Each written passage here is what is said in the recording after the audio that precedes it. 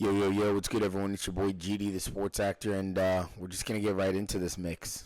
As you all know, the New York Giants faced another loss to the Washington Commanders, a spanking, really, and that's our fourth loss within the division. So now we're sitting at 0-4 against every team in the division. Of course, the Commanders beat us twice. And I'm just going to say, there's no point for me in this segment, this episode, to pull out any stats. There's nothing that I need to compare because we just got beat. We got beat because we aren't good enough to win. And that's just plain and simple. And, I'm just going to use this episode. I have my laundry going in the background, so excuse me if you hear some things flying around in there, maybe some coins and whatnot. But I'm just, I just feel like in this episode, especially this episode, I don't need to, put in too much work here. I mean, the New York Giants aren't putting up any type of performance. They're not putting anything up, to show that they care. So why should I? And, this game in particular, I'm not going to say that Daniel Jones did bad. I'm not going to say that the offensive line was particularly bad. It really wasn't anything in particular because I think after week 9, Daniel Jones, I believe, had the third highest QBR, his second highest QBR of his whole 6-year career, which is, I think it was like 96 or something like that. So I'm not going to say that the gameplay was off, played well. You could just feel that this game, the way that it was coached, the way that it was played, the Giants we're just not a good team. We can't move the ball, and yes, there were a few explosive plays to Darius Slayton, but I feel like those plays were just there so we can get his stock up when the trade deadline comes up. And guess what? It's past the trade deadline today. It's also voting day today, so I hope you went out there and voted. But Darius Slayton still on the Giants. Nobody made an effort. Nobody went after and put some proposals out into what they'd be willing to give up for a Darius Slayton, who could be a good wide receiver 3, but nobody wants anybody from the New York Giants right now. Besides Saquon. They're going to take Saquon and Xavier McKinney. They'll take them. But yeah, no Slayton. Nobody, picked up on Azeez Ojulari. So the Giants are still stuck in the same place. We have no pieces to trade. We have no one to give up. We have no picks to go and acquire. We're just going to have to do this through the draft and, build from the bottom up and hope that players want to stick along for this rebuild, this second rebuild, or what seems like a third. I mean, golly. Okay, I actually went to go pull out whatever that was in the dryer that was causing that sound. I went ahead and pulled that out. Okay, so we're back in business. But back to what I was talking about. We just don't have anyone that we can give up. We don't have anyone that anybody wants, and that's putting us in quite a bit of a jam. And, one thing that is kind of holding, I'd say, me together, and I would say probably other Giant fans, is the rookie class. If we came in and we didn't have any of these rookie class players to give us hope into the future, I guarantee more jerseys would be burned, the New York Giants would lose season ticket holders, and everybody would be going after this organization more than it already is. And they're not even going at the Giants hard like that. It's so sad with even how bad we're doing and, how well, or maybe we just had the high expectations.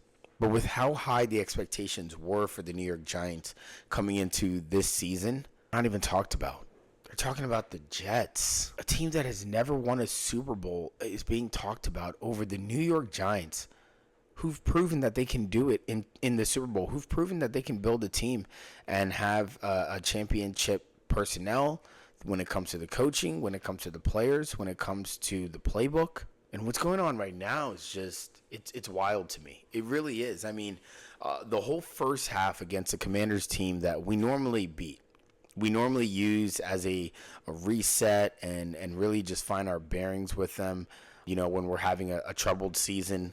Nope, not this year. Not this year at all. A team that we normally beat, and the whole first half, all we do is run the ball.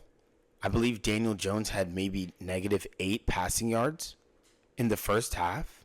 A failed screen to Malik Neighbors and I believe Wandell What are we doing here? I mean, how much are we paying? $41 million to do what? Exactly what you said you didn't want to do. Have a quarterback whose only job is to hand the running back off the ball. That's why you let Saquon go, so he can go to Philly and do backward hurdles. And I have to hear about that for the whole week. I have to see that for the rest of the season. That's what we're talking about here. That's what the front office is doing. Like, come on. At what point do we start to, stop, look around, and say, hey, guys, it's not working. We tried to put this rectangular peg into this circle hole, and it's just not fitting. We're trying to force something that doesn't need to be forced. I mean, trade deadline happens, and you don't get anything, nothing for no one. Jalen Hyatt, Daniel Bellinger, Azeez Ojulari, Darius Slayton, Evan Neal, Izidu. I mean, something. Go grab some picks. I mean, even if they're lower picks, I mean, anything is possible. I mean, with who we have, Brian Dable and Joe Shane have at least shown that they have an eye for talent. So, yeah, go get those picks. Go get those lower picks, and they can go assess these players and drive all over the country and go find players to make this team great. Do it. That's what we need. You have the Washington Commanders in a rebuild, and, in my lifetime, we've seen the Commanders or the Redskins. They've had good seasons, but never anything great. Now these guys are 7-2 with the franchise QB. Just went out of their way to go get Marshawn Lattimore so they could buff up their defense, especially at that corner position. And what are we doing? Oh, that's right. We're still telling people that Daniel Jones is the quarterback going into this next week. That's what we're doing. We're still riding beside him. Man, just frustrating. You have your top wide receiver that you went out of your way to go draft, who is clearly showing frustration and should.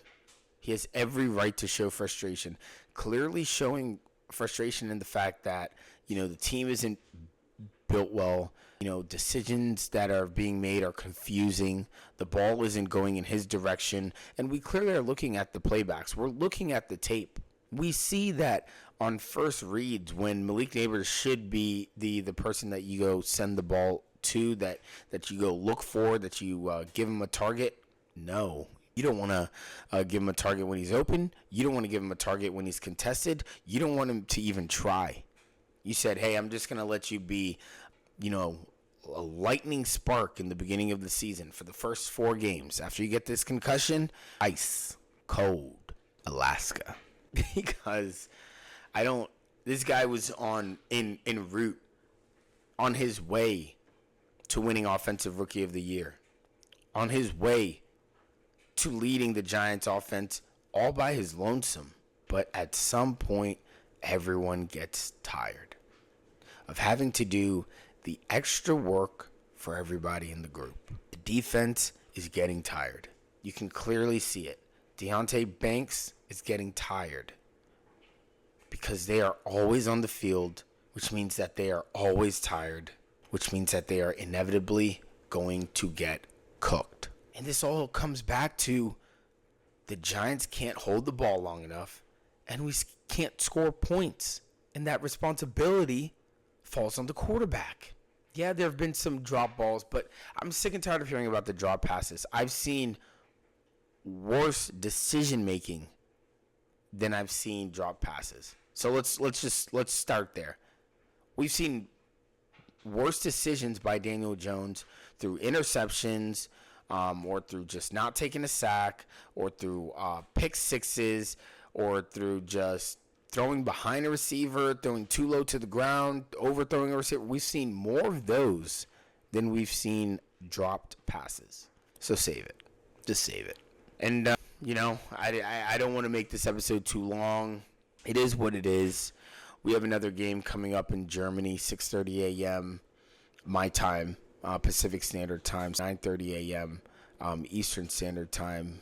And the Giants are going to be facing the Carolina Panthers, who are horrible. Just a bad team. And if we lose to the Panthers, I don't know. If we lose to the Panthers and go 2-8, just tank. And no one wants to lose on purpose, but don't send our starters out there. How about that? Do not send the starters. Go get some college guys who want to get into the league maybe a little bit early. Put them on a half a season contract. and put them out there. And the ones that are good, the ones that make a splash, keep them. But what's the point of putting our players out there so they can go through injury, so they can lose confidence, so they can go to the media and make comments, and so that those words can get twisted? What is the point of this circus? And we have to do this for 8 more weeks, 9 more weeks. We're halfway into the season. Only halfway, and our season's already shot. So, we have a couple games coming down the line that we could definitely win. We have potential to win. But we've had potential to win every single game that we've played this season. And we just haven't won because our quarterback can't elevate all the other players around him. He can't finish a game in a 2-minute drill. He can't finish a game in a prime time. He can't come back from being down 1 touchdown, let alone 2. So that's just the reality of the fact. That's where we are right now as New York Giant fans. And as I said before, don't lose hope. There's no reason to lose hope because we genuinely have a great rookie class. This rookie class, Andrew Phillips, Malik Neighbors, Theo Johnson, Tyrone Tracy Jr., Tyler Nubin. These guys, these are the up-and-coming guys, the new guys for the New York Giants. And, of course, we have our staple players, Dexter, who wants to stay. Love hearing that. Brian Burns. Hopefully Kayvon Thibodeau comes back. We're keeping OZs. We get a little bit more depth at linebacker, I'd like to say. Go chase that cornerback that we need. Let's get ourselves in the playoffs next year, man. But I'll be back to give more breakdown as we come up on this game against the Carolina Panthers. Of course, going to give a preview on a game that we should win. But also going to play a little devil's advocate and maybe give some suggestions as why it would benefit the Giants not to win this game. I mean, I believe right now, because of what happened in the New England game and an interception thrown by Drake May, who played great in this game this past week, the New York Giants got bumped up to 3rd in the draft order. So closer to 1, closer we get to 1 every day. That's what we need because we need a QB. And looks like out of this whole QB class, it's either Shedeur Sanders or Cam Ward. Cam Ward being one seems to be the best fit for the New York Giants. And so I just want to see better play, man. I want to see the ball flying through the air. I want to see completions. I want to see touchdowns. I just want to see touchdowns. All right? But that's it, folks. It's a breakdown for today. Thanks for sticking with me. Thanks for riding with me. And we're back. We're back on the episodes, and we're back putting them out. Whether we win or lose, that's what we're here for, to get some content out there, talk about the Giants, and see where we can improve, and just be there to report on them. And we love the Giants, and we're going to continue to root for them every single day. And I appreciate you guys. Comment at the bottom, like, subscribe, do all that jazz. And continue to ride with me. All right? Appreciate you guys. Thanks for tuning in. All right. Let's go blue.